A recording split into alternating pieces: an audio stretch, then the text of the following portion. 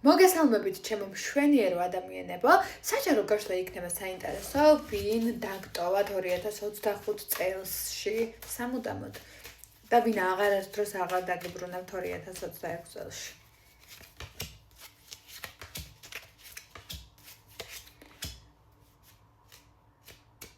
ადამიანი, რომელსაც თქვენს მიმართ ადრე გააჩნდა გრძნობა და თქვენ მოგწონდათ ეგ ადამიანი, მაგან დაგტოვოთ სამუდამოდ, ოღონდ არა ის, ვინც ახლა გიყვართ.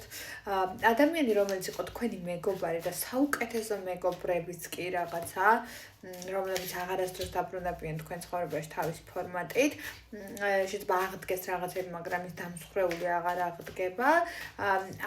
და ყველაზე მთავარი ვინც არის თქვენი საუკეთესო მრჩეველი, მეგობარი, არც ვიღაც, ვინც წარსულში დატოვეთ.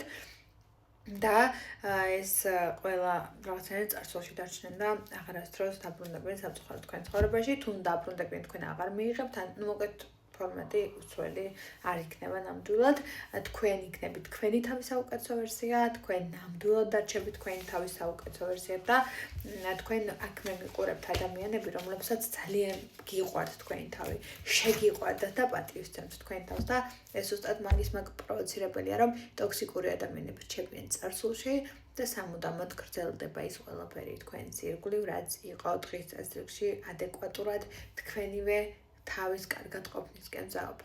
მადლობა ყურადღებისთვის.